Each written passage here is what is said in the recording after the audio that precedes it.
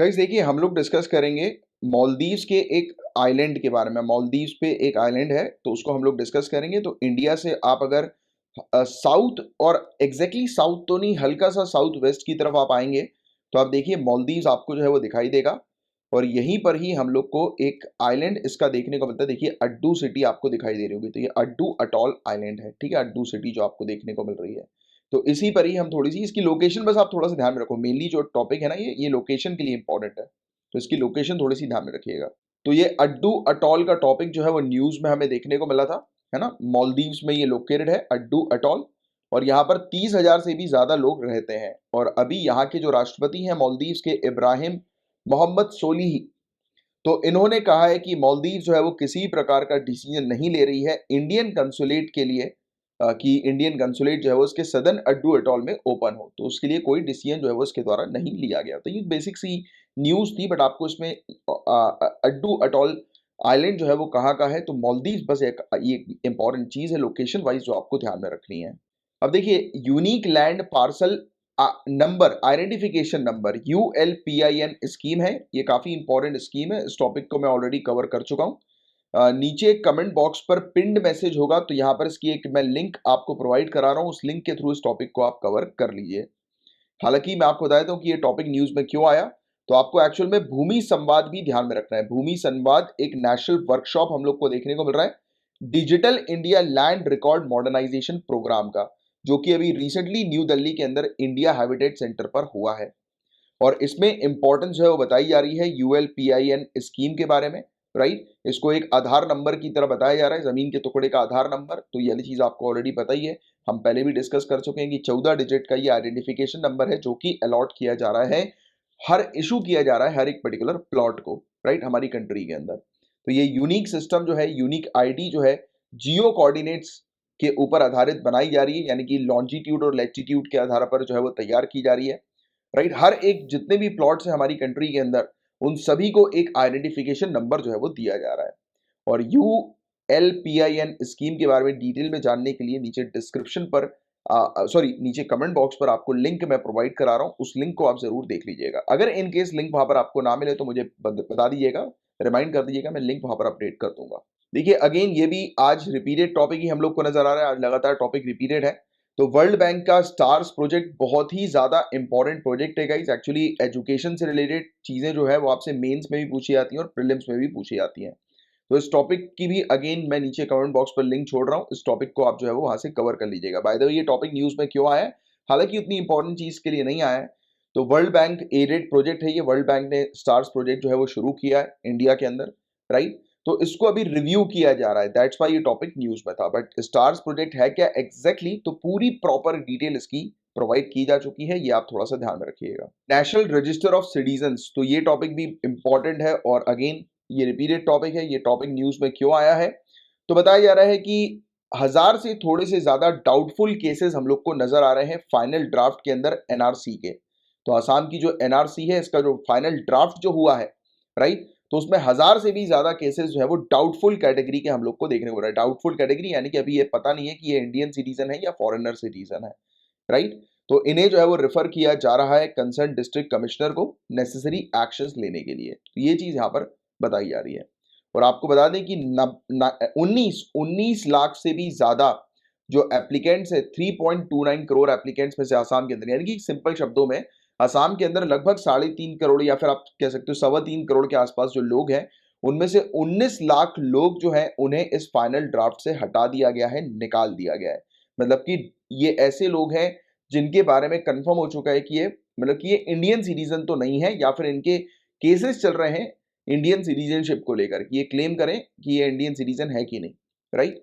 और गवर्नमेंट ने रिजेक्ट कर दिया है NRC को इसके करंट फॉर्म में और डिमांड किया है कि रीवेरीफाई करो एटलीस्ट 30% नाम, एक्चुअली नामों को रीवेरीफाई करो, स्पेशली उन एरिया पे जो एरियाज बांग्लादेश के साथ अपनी बाउंड्री शेयर करते हैं, और 10% नाम को रीवेरीफाई करो रेस्ट ऑफ द स्टेट्स के अंदर। तो ये चीज कुछ हम लोग को न्यूज में देखने को मिल रही है, बट एक्चुअली में NRC क्या है ये चीज आपको जानना जरूरी है। और इवन ऑडिबल सुप्रीम कोर्ट ने भी कहा था कि जो अपडेटेड NRC है 1951 की, राइट, इसको जो है वो मॉनिटर कर रही है ऑनरेबल सुप्रीम कोर्ट, और कहा है कि आप जो है वो अपडेट करें आसाम के अंदर। और लगभग 19 लाख के आसपास लोग 3.25 करोड़ एप्लीकेंट्स में से इनको हटा दिया गया है इस अपडेटेड ड्राफ्ट से। तो वो मॉनिटर अभी एक्चुअली जो प्रोसेस चल रही है वो मॉनिटरिंग पर चल रही है कि जिनको ऑलरेडी जिन लोगों को हटा दिया गया है, राइट, तो उनको मॉनिटर करो कि वो वाकई में इंडियन सिटीजन है कि नहीं, और अगर है तो फिर उनको इस लिस्ट में जो है वो शामिल करो। इसमें काफी ज्यादा पैसा जो है वो खर्च हो रहा है, 1220 करोड़ की कॉस्ट जो है वो इसमें बताई जा रही है। चलो एनीवेज, तो आपको हालांकि ये तो एक बेसिक सी न्यूज़ थी जिसका एक आपको जनरल आइडिया होना चाहिए। मेनली जो काम की चीज़ है वो है NRC, national register of citizen. इसके बारे में आपको जानना ज़रूरी है। नीचे कमेंट बॉक्स पर इसकी लिंक जो है वो सेपरेट टॉपिक की आपको मिल जाएगी। गाइस, काफी इंपॉर्टेंट आर्टिकल है सीबीआई की ऑटोनॉमी को लेकर, तो इस पर हम लोग जो है वो चर्चा करेंगे। तो केंद्र सरकार ने अभी ऑनरेबल सुप्रीम कोर्ट को कहा है कि सीबीआई एक ऑटोनॉमस बॉडी है। केंद्र सरकार का कोई भी रोल नहीं है सीबीआई को कंट्रोल करने के ऊपर, राइट। तो ये तो बिल्कुल सरासर झूठ बात है। केंद्र सरकार, हमें पता है कि सीबीआई को कंट्रोल करती है डायरेक्टली और इनडायरेक्टली भी, राइट। तो पूरा मुद्दा क्या है, तो वेस्ट बंगाल सरकार का एक सूट जो है, यानी कि एक केस जो है वो वेस्ट बंगाल सरकार ने फाइल किया था, जिसमें आरोप लगाया था कि जो केंद्र सरकार जो है उसको पार्टी बनाया था सीबीआई को पार्टी बनाने की जगह। एक्चुअली आपको पता होगा कि सीबीआई जो है वो इन्वेस्टिगेशन करना जो है वो चाह रही है वेस्ट बंगाल के अंदर, और इवन उस समय पर जिस समय पर वेस्ट बंगाल ने जनरल कंसेंट जो है वो सीबीआई का वापस ले लिया है 2018 में। तो उसके बाद सीबीआई जो है वो काफी सारे मामले इन्वेस्टिगेट करना चाह रही है और इवन कर भी रही है, एफआईआर रजिस्टर कर रही है, राइट, वेस्ट बंगाल के अंदर बिना वेस्ट बंगाल की परमिशन के। तो सीबीआई के टॉपिक को भी मैं आपको डिटेल में कवर करा चुका हूं। तो आपको पता है कि सीबीआई जो है वो बिना स्टेट की इजाजत के किसी स्टेट में जाकर इन्वेस्टिगेशन नहीं कर सकती। बट हाँ, जब बात आती है सेंट्रल गवर्नमेंट के मामले की, सेंट्रल लॉज की, या फिर यूनियन लिस्ट, जो आपके शेड्यूल 7 के अंदर जो 3 लिस्ट आती है, union list, state list, concurrent list, तो यूनियन लिस्ट में मौजूद जो सब्जेक्ट्स हैं उस पर इन्वेस्टिगेशन करने के लिए सीबीआई जो है वो को अलाउड रहता है कि सीबीआई इन्वेस्टिगेशन कर सकती है। बट फिर भी स्टेट के अंदर एंटर होने के लिए सीबीआई को परमिशन लेने की आवश्यकता होती है, स्पेशली उन स्टेट से जिन स्टेट ने सीबीआई को सहमति नहीं दी है बिना उनकी परमिशन की कि वो इन्वेस्टिगेशन कर सके, है ना। तो ये वेस्ट बंगाल उनमें से एक स्टेट है कि बिना उसकी परमिशन के सीबीआई इन्वेस्टिगेट नहीं कर सकती वेस्ट बंगाल के अंदर। बट फिर भी सीबीआई इन्वेस्टिगेट कर रही है, एफआईआर वगैरह रजिस्टर कर रही है। तो इस पर आपत्ति जता रही है वेस्ट बंगाल, और इसने केस जो है वो फाइल किया है जिसमें उसने यही कहा है, एक्चुअली सीबीआई इन्वेस्टिगेट कर रही है बट वेस्ट बंगाल ने जो पार्टी बनाया वो यूनियन गवर्नमेंट को बनाया। बात समझ रहे हो आप? तो इसको लेकर ये मुद्दा उठा है कि किस प्रकार से यूनियन गवर्नमेंट या सेंट्रल गवर्नमेंट सीबीआई को जो है वो कंट्रोल करती है। तो इसकी ऑटोनॉमी के ऊपर जो है वो सवाल उठे हैं। तो केंद्र ने क्या ऑब्जर्व किया, तो सीबीआई ऑपरेट करती है Delhi special police establishment act के तहत, और इसके अलावा इसको अथॉरिटी दी गई है इस कानून के तहत कि वो केसेस जो है वो रजिस्टर कर सके। तो यानी कि सीबीआई को केस रजिस्टर करने की पावर जो है वो दी गई है Delhi special police establishment act के तहत, राइट। और यूनियन गवर्नमेंट का कोई लेना देना नहीं है, ऐसा यूनियन गवर्नमेंट ने कहा है कि सीबीआई तो एफआईआर कर रही है, केस रजिस्टर कर रही है अपने कानून के तहत, राइट। सेंट्रल गवर्नमेंट के कहने पर थोड़ा ना कर रही है, वो तो ऑटोनोमस बॉडी है, वो तो अपने उसको जो पावर प्राप्त है उसके अकॉर्डिंग वो कार्य कर रही है। और सेंट्रल विजिलेंस कमीशन जो है इसको टास्क दिया जाता है सीबीआई को सुपरिटेंडेंस करने का, यानी कि मॉनिटर करने का, देखने का। और सेंट्रल विजिलेंस कमीशन एक्ट जो है उसके अंदर क्लियरली ये चीज मेंशन है कि कोई भी इंटरफेरेंस जो है वो इन्वेस्टिगेशन के साथ जो है वो नहीं हो सकता, यानी कि जो भी सीबीआई इन्वेस्टिगेशन कंडक्ट कर रही है तो उसमें कोई और बॉडी जो है वो इंटरफियर नहीं कर सकती, यानी कि उस इन्वेस्टिगेशन को कंप्लीटली सीबीआई जो है वो कंक्लूड करेगी, खत्म करेगी, उसके बीच में कोई भी हस्तक्षेप नहीं करेगा। तो ऐसा सीवीसी के अंदर ऑलरेडी मेंशन है इस कानून के अंदर, है ना। और क्या क्या चैलेंजेस हैं जो कि सीबीआई फेस करती है, या फिर ऑटोनॉमी, सीबीआई की ऑटोनॉमी से रिलेटेड क्या क्या चैलेंजेस हम लोग को देखने को मिलते हैं। पहली बात तो गाइस, ये जो सीबीआई है ये किसके ऊपर डिपेंडेंट है, होम मिनिस्ट्री के ऊपर डिपेंडेंट है अपने स्टाफ के लिए, राइट। क्योंकि काफी सारे इसके जो इन्वेस्टिगेटर्स हैं वो आईपीएस की तरफ से आते हैं। आप यूपीएससी की तैयारी कर रहे हैं, जब आप आईपीएस बनेंगे तो आपको ही मौका मिलेगा सीबीआई को ज्वाइन करने का, है ना। और एजेंसी जो होती है सीबीआई जो होती है वो लॉ मिनिस्ट्री के ऊपर डिपेंडेंट होती है अपने लॉयर्स के लिए, क्योंकि ये जब एफआईआर रजिस्टर करती है उसके बाद मामला जो है वो कोर्ट में चलता है, तो इनकी तरफ से जो लॉयर्स आएंगे वो ऑब्वियस ही बात है मिनिस्ट्री ऑफ लॉयर की तरफ से ही हम लोग को देखने को मिलेंगे। तो इसलिए लॉयर्स को लेकर ये एजेंसी जो है वो लॉ मिनिस्ट्री के ऊपर डिपेंडेंट हम लोग को देखने को मिलती है ना। और इसके पास काफी कम जो है वो ऑटोनॉमी हम लोग को देखने को मिलती है इस परस्पेक्ट में, राइट, केस को लड़ने के परस्पेक्ट में। और सीबीआई जो है वो आईपीएस ऑफिसर्स के तहत जो है वो चलाई जाती है, आईपीएस ऑफिसर्स ही हम लोग को सीबीआई के अंदर मेनली देखने को मिलता है, राइट। तो ऑब्वियस ही बात है इसमें आईपीएस है तो ऑब्वियस ही बात है कि सेंट्रल गवर्नमेंट का रोल क्लियरली हम लोग को देखने को मिलता है, क्योंकि आप यूपीएससी की जो तैयारी कर रहे हो सेंट्रल गवर्नमेंट की तैयारी कर रहे हो आप, राइट, सेंट्रल सर्विस ही हम लोग को देखने को मिलती है, तो ये आईपीएस ऑफिसर जो है वो सेंट्रल गवर्नमेंट के अंडर जो है वो आते हैं। तो ऑब्वियस ही बात है कि इसमें सीनियर ऑफिसर्स को काफी सारे पॉलिटिशियन मैनिपुलेट कर सकते हैं, किस चीज के लिए, कि सेंट्रल गवर्नमेंट फ्यूचर में उनकी पोस्टिंग कहीं ऐसी जगह पे ना रख दे जिसको लेकर उनको डिफिकल्टीज काफी फेस करनी पड़े। तो इसको लेकर अपनी पोस्टिंग, फ्यूचर की पोस्टिंग को सिक्योर करने के लिए कई बार ये पॉलिटिशियंस के दबाव में रहते हैं, राइट, सीबीआई के ऑफिशियल्स। तो ये चैलेंजेस है, राइट। इसके अलावा स्टेट गवर्नमेंट के ऊपर उनकी डिपेंडेंसी होती है केस को इन्वेस्टिगेट करने के लिए, क्योंकि ऑब्वियस ही बात है कि इनको अगर किसी केस को इन्वेस्टिगेट करना है तो स्टेट गवर्नमेंट से सहमति लेनी पड़ती है इन्वेस्टिगेट करने के लिए, जो कि मैंने भी थोड़ी देर पहले आपको बताया। और पुलिस की बात करें तो पुलिस एक स्टेट सब्जेक्ट है, और सीबीआई किसके अकॉर्डिंग काम करती है, तो जो भी प्रोसीजर सीआरपीसी के अंदर, कोड ऑफ क्रिमिनल प्रोसीजर के अंदर जो भी प्रोसीजर्स मेंशन्ड है, तो उसके अकॉर्डिंग सीबीआई जो है वो एक्ट करती है, कार्य करती है। और इसी चीज को लेकर इसको सीबीआई एक पुलिस एजेंसी जो है वो बन जाती है, क्योंकि ये सीआरपीसी के अकॉर्डिंग एक्ट कर रही है। और फिर सीबीआई को जो है वो स्टेट गवर्नमेंट की सहमति की आवश्यकता पड़ती है, जैसे कि अगर स्टेट में जाकर इन्वेस्टिगेशन करनी है, राइट, इसमें स्टेट के अंदर जाकर कोई भी मामले की जांच जो है वो करनी है, तो ऑब्वियस सी बात है कि उसको स्टेट गवर्नमेंट की परमिशन लेनी पड़ती है। तो ये बड़ा उसके लिए एक चैलेंज हम लोग को देखने को मिलता है, राइट। तो सीबीआई की ऑटोनॉमी को लेकर ऑनरेबल सुप्रीम कोर्ट का क्या कहना है, तो ऑनरेबल सुप्रीम कोर्ट का एक जजमेंट आया था, Vineet Narayan versus union of India का केस था 1997 का। तो उसमें ऑनरेबल सुप्रीम कोर्ट ने काफी सारे स्टेप्स दिए थे कि कैसे सीबीआई की ऑटोनॉमी को आप सिक्योर कर सकते हो। और ऐसा क्यों कहा सुप्रीम कोर्ट ने कि सीबीआई एक केज्ड पैरट है, एक पिंजरे में बंद तोता है, ऐसा क्यों कहा, तो उसके पीछे की वजह है पॉलिटिसाइजेशन, राजनीतिकरण। क्योंकि पॉलिटिकल पार्टीज या पॉलिटिकल रिप्रेजेंटेटिव या नेता वगैरह जो हमें देखने को मिलते हैं, ये दबाव डालते हैं सीबीआई के ऊपर, उनको अपनी फुल कैपेसिटी पर ऑपरेट करने नहीं देते, मतलब कि इनके पास इंडिपेंडेंस नहीं है अपनी जॉब को करने की प्रॉपर तरीके से, निष्पक्ष तरीके से, क्योंकि कहीं ना कहीं इंटरफेरेंस पॉलिटिक्स का यहाँ पर देखने को मिल ही जाता है। फिर करप्शन के मामले हैं, पॉलिटिकली बायस्ड, कई बार सीबीआई के ऑफिशियल जो है वो किसी जो रूलिंग पार्टी हम लोग को देखने को मिलती है उसके जो रिप्रेजेंटेटिव होते हैं, तो उसके पक्ष में जो है वो कार्रवाई करते हैं, राइट, कई बार ऐसा उनको दबाव में आके करना पड़ता है ना। तो ये चीज हमें देखने को मिलती है। इवन सीबीआई के ऊपर आरोप लगा है कि सत्ताधारी राजनीतिक दल की नौकरानी बने जाने का आरोप लगाया जाता है, becoming handmaiden to the party in power, की जो भी पार्टी पावर में है तो उसके नौकर होते हैं सीबीआई, मेनली डायरेक्ट नौकर होता है ना। तो ये चीज जो है वो कही जाती है, राइट। इसमें हम लोग को कई बार देखने को मिलता है कुछ हाई प्रोफाइल केसेस जो होते हैं उनको सीरियसली ट्रीट नहीं किया जाता, राइट, यानी कि कोई क्रिमिनल जो है किसी पर्टिकुलर पावरफुल पॉलिटिकल रिप्रेजेंटेटिव से जुड़ा हुआ है या वो डायरेक्टली है, तो फिर उसका केस जो है वो सीरियसली सीबीआई फाइट नहीं करती।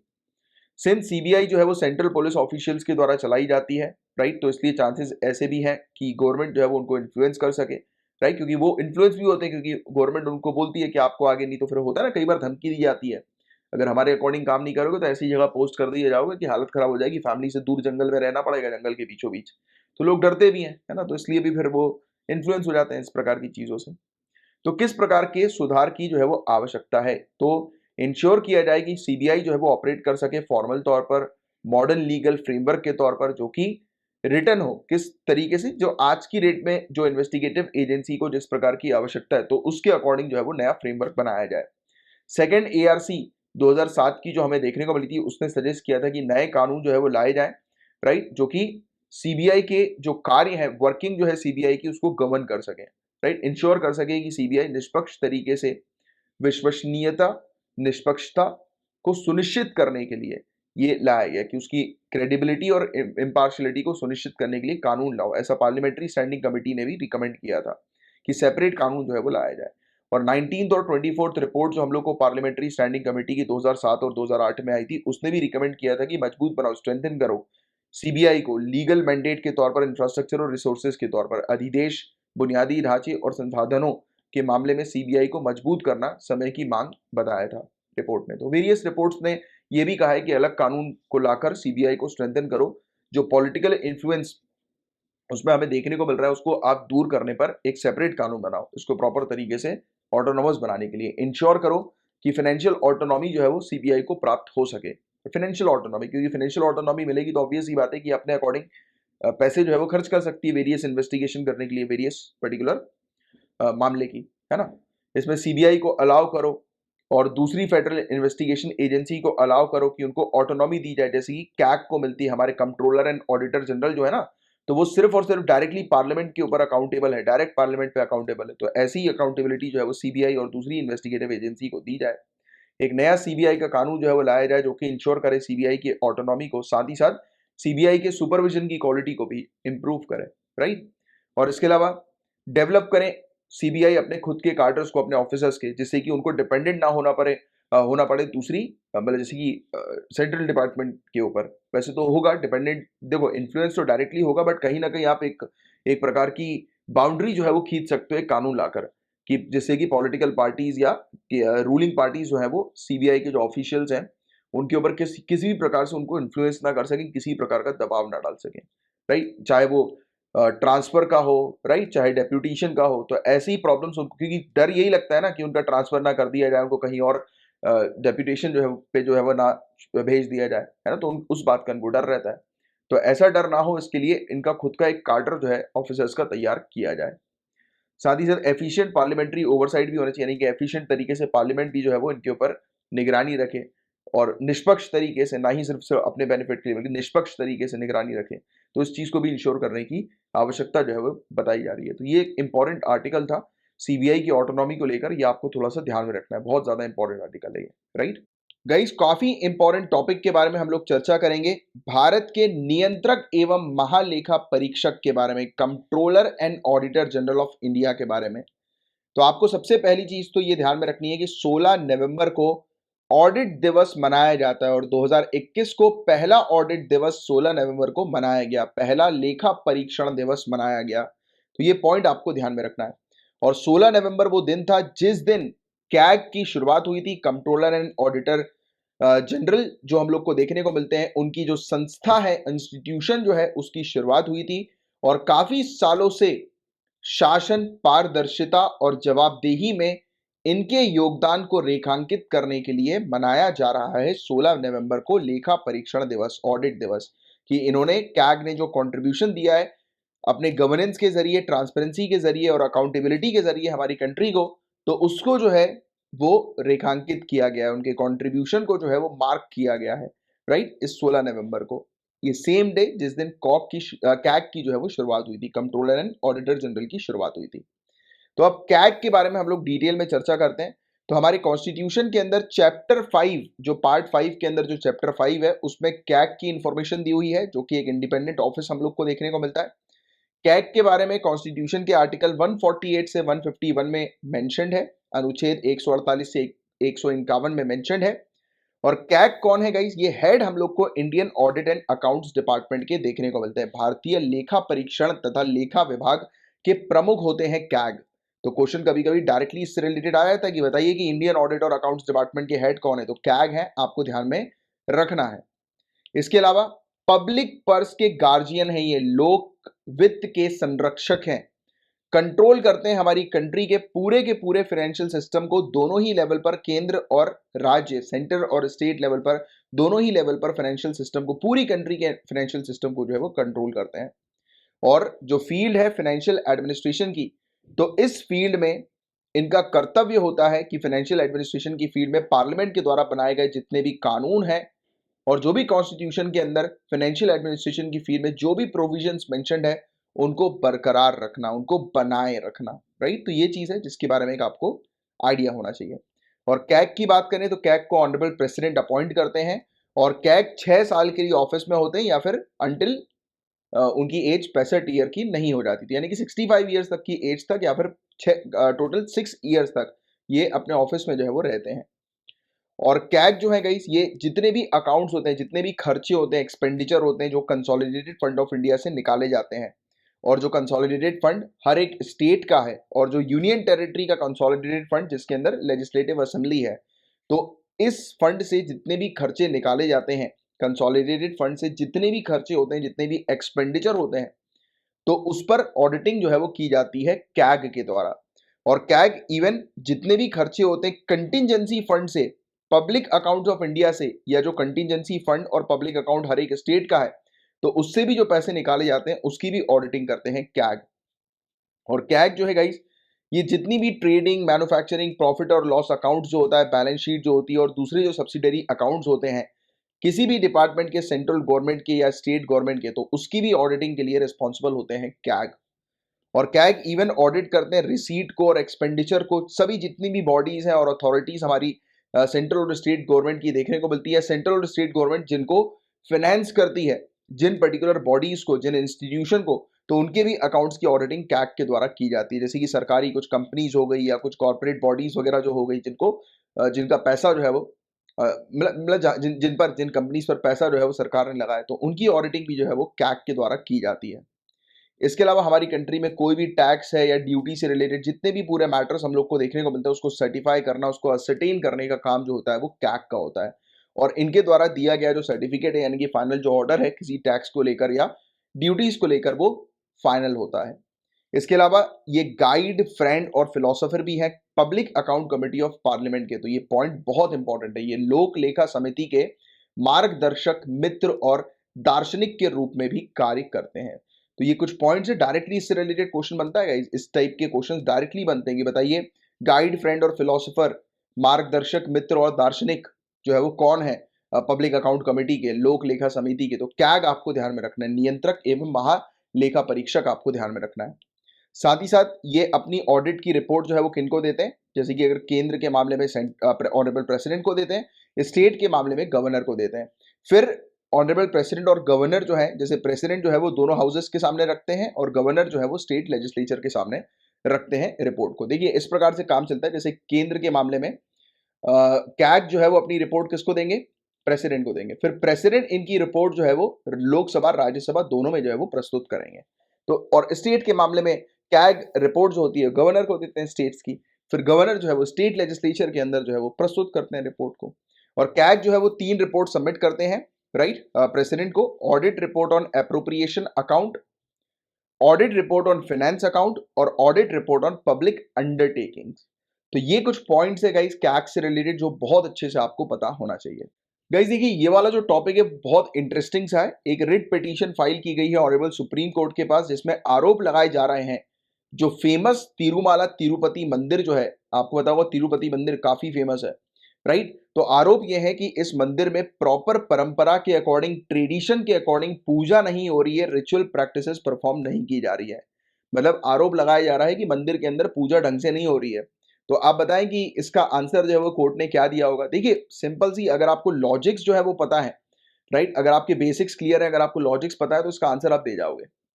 देखिए आपको पता है कि हमारी कंट्री के अंदर स्टेट और रिलीजन के बीच में एक सेपरेशन हम लोग को देखने को मिलता है, राइट। स्टेट, यहां पर स्टेट का मतलब राज्य से नहीं है। स्टेट का मतलब आर्टिकल 12 में जो स्टेट की डेफिनेशन है उससे रिलेटेड है। मतलब कि गवर्नमेंट आप कह सकते हो, गवर्नमेंट मशीनरी कह सकते हो, गवर्नमेंट बॉडीज कह सकते हो, यानी कि ओवरऑल अथॉरिटी। तो इंडियन अथॉरिटी अपन समझने के लिए ये रखते हैं कि इंडियन अथॉरिटी, इसमें देखिए कोर्ट्स भी आ जाएंगी, इसमें गवर्नमेंट भी आ जाएंगी, सब आ जाएगा इंडियन अथॉरिटी। तो इंडियन अथॉरिटी जो है वो किसी भी रिलीजन के साथ जो है वो इंटरफियर नहीं करेगी अनटिल एंड अनलेस जब मामला पब्लिक इंटरेस्ट का ना हो, राइट। देखो हमारे यहाँ कंप्लीट सेपरेशन नहीं है बट पार्शियल सेपरेशन है। कंप्लीट सेपरेशन नहीं है हमारे यहाँ, टाइट सेपरेशन नहीं है, लूज सेपरेशन है, राइट। कैसे, जैसे कि हम लोग रिलीजन के मामले में, यानी कि स्टेट जो है या पब्लिक अथॉरिटी जो है या इंडियन अथॉरिटी जो है वो रिलीजन के मामले में हस्तक्षेप नहीं करती हैं। बट जब अगर कुछ ऐसी प्रैक्टिसेस हो रही हैं जो कि ह्यूमन राइट्स का उल्लंघन कर रही हो, ह्यूमन राइट्स का वॉयलेशन कर रही हो, या फिर कोई ऐसी प्रैक्टिस जो हम लोग को देखने को मिल रही है जिसके कारण लोगों की जान जा सकती है रिलीजन के अंदर, ऐसा किया भी है हमने। जैसे सती की प्रैक्टिस को हमने अबॉलिश किया है, राइट। वो रिलीजियस रिचुअल प्रैक्टिसेस हम लोग को देखने को मिलती थी, वो अबॉलिश किया कि नहीं किया हमने, राइट। तो इंडियन अथॉरिटीज जो है वो रिलीजन के साथ सेपरेट है, यानी कि हमारा जो सेपरेशन है रिलीजन को लेकर, यानी कि रिलीजन से रिलेटेड जो भी मुद्दे होते हैं, मैटर्स होते हैं, रिलीजियस इश्यूज वगैरह जो होते हैं, उस पर हम लोग हस्तक्षेप नहीं करते हैं, राइट। इंडियन अथॉरिटीज हस्तक्षेप नहीं करती है। बट ये कब करती है, जब जरूरत पड़ती है, जब मैटर ऐसा हो जो कि हानि पहुंचाने का हो, ह्यूमन राइट्स के उल्लंघन का हो, या किसी की जान जाने वाला मामला हो, पब्लिक इंटरेस्ट का मामला हो, तब उस केस में इंडियन अथॉरिटीज हस्तक्षेप करेंगी। बट यहां पर जो बात आ रही है, ये मंदिर में पूजा करने की बात आ रही है, तो ऑब्वियस ही बात है कि ये पूजा से रिलेटेड जो इश्यूज होगा वो बेहतर तरीके से समझेंगे, मंदिर के पुजारी वगैरह, धार्मिक विद्वान वगैरह, पुजारी वगैरह इस सवाल को बेहतर तरीके से समझ पाएंगे कि और इसका आंसर दे पाएंगे कि मंदिर में जो रीति रिवाज जो है, अनुष्ठान रीति रिवाज जो है और परंपरा जो है, उसके अनुसार जो है वो पूजा हो रही है नहीं हो रही है, तो उस पर जो है वो वहां के विद्वान बता पाएंगे, कोर्ट क्या बताएगी, राइट। और सुप्रीम कोर्ट ने यही चीज ऑब्जर्व जो है वो करी है, कहा है कि कॉन्स्टिट्यूशनल कोर्ट जो है वो इंटरफियर नहीं कर सकती है डे टू डे रिचुअल्स के मामले में, या मंदिर के अंदर जो सेवा परफॉर्म की जा रही है उसके मामले में डे टू डे रिचुअल्स जो होते हैं, राइट, पूजा वगैरह ये सब चीजें, तो इस पर कोर्ट जो है वो हस्तक्षेप नहीं कर सकती है, राइट। पब्लिक इंटरेस्ट का बोलकर हस्तक्षेप करेगी, ऐसा नहीं कि हम लोग टोटली जो है हमारे यहाँ रिलीजन टोटली सेपरेटेड है, ऐसा नहीं है, टाइट सेपरेशन नहीं है, लूज सेपरेशन है। हमारे यहाँ जब जरूरत पड़ती है तब हम लोग इंटरफियर भी करते हैं, इंडियन अथॉरिटीज इंटरफियर भी करती है। यहां तक बात क्लियर होगी आपको। तो ऐसे जो मैटर्स होते हैं जो रिट ज्यूरिसडिक्शन के तहत हम लोग को देखने को मिलते हैं कॉन्स्टिट्यूशनल कोर्ट के आर्टिकल 226 और आर्टिकल 32 के तहत, वो लिमिटेड होते हैं, वो सीमित हम लोग को देखने को मिलते हैं, राइट।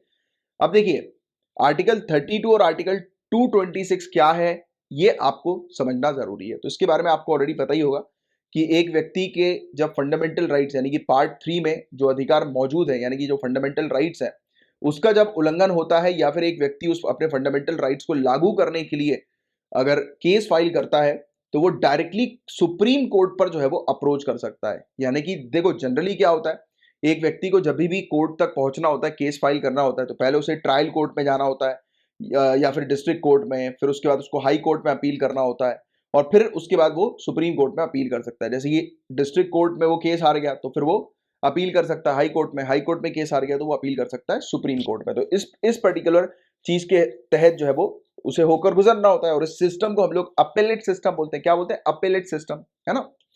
तो यही चीज बताई जा रही है, बट ये अपेलेट सिस्टम को तोड़ती है फंडामेंटल राइट्स की। अगर एक व्यक्ति के फंडामेंटल राइट्स का उल्लंघन हो रहा है, हनन हो रहा है, या फिर एक व्यक्ति को अपने फंडामेंटल राइट्स को लागू करना है, तो वो व्यक्ति डायरेक्टली सुप्रीम कोर्ट पे अप्रोच कर सकता है आर्टिकल 32 के तहत। बट हाँ, आर्टिकल 226 के तहत वो डायरेक्टली हाई कोर्ट पर भी अप्रोच जो है वो कर सकता है। तो ये दो ऑप्शन जो है वो एक व्यक्ति के पास अवेलेबल है जब उसके फंडामेंटल राइट का उल्लंघन होता है तब। बट आपको एक और चीज बता दें कि हालांकि ये चीज जो है वो कही जाती है कि एक व्यक्ति को पहले हाई कोर्ट जाना चाहिए, उसके बाद फिर सुप्रीम कोर्ट जो है वो जाना चाहिए। इवन कई केसेस में तो हमें ये भी देखने को मिलता है कि एक व्यक्ति का डायरेक्टली सुप्रीम कोर्ट के पास आ गए तो सुप्रीम कोर्ट ही खुद जो है वो उसको हाई कोर्ट जो है वो भेज देती है, हाई कोर्ट पर मामला जो है वो रेफर कर देती है ना। कई बार ऐसा होता है कि कोर्ट के पास ऑलरेडी बर्डन होता है ना, तो इसका मतलब ये नहीं कि कोर्ट अपनी रिस्पॉन्सिबिलिटी से हट रही है। कोर्ट के पास अगर एप्लीकेशन आई तो कोर्ट उस एप्लीकेशन को डील करेगी करेगी, उसको रिफ्यूज नहीं कर सकती। रिफ्यूज नहीं हो रहा है, यहाँ पर रेफर हो रहा है। There is vast difference between refuse and refer, है ना। तो ये चीज भी आपको समझना थोड़ा सा जरूरी है। तो सुप्रीम कोर्ट के पास पावर है आर्टिकल 32 के तहत डायरेक्शन जारी करने की, ऑर्डर जारी करने की, या रिट जारी करने की, जिसमें रिट्स में हीबियस कॉर्पस आता है, मेंटेमस आता है, प्रोहिबिशन आता है, क्यू वारंटो आता है, सर्शियोरी आता है।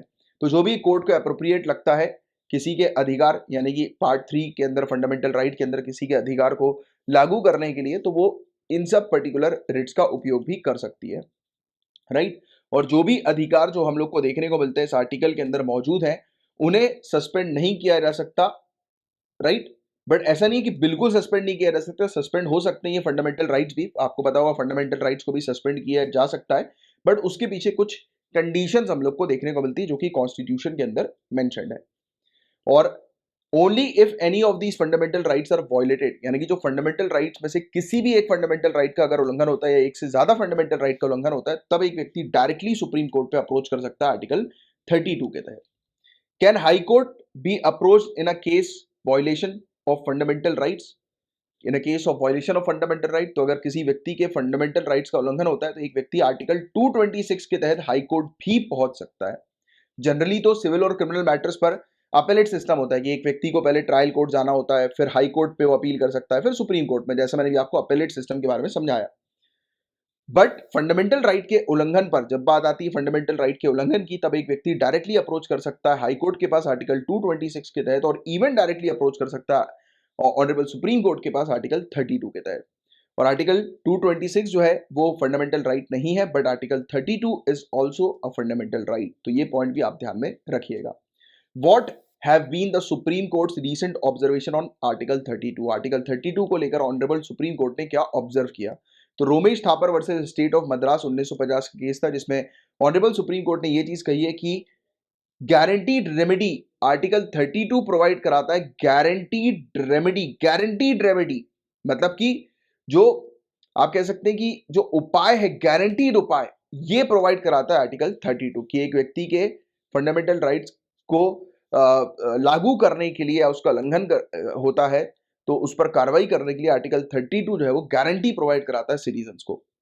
और कोर्ट जो है गाइस, ये बताया जाता है कि फंडामेंटल राइट्स की प्रोटेक्टर और गारंटर है, राइट। तो ये वाला पॉइंट बहुत इंपॉर्टेंट है। रक्षक, प्रत्याभूति, प्रदाता के रूप में अधिकार जो है वो प्रदान करती है अदालत को मूल अधिकारों के। रक्षक यानी कि अदालत एक मूल अधिकार का रक्षक है, मतलब प्रोटेक्टर है, गारंटर है फंडामेंटल राइट्स का कोर्ट्स, अदालत।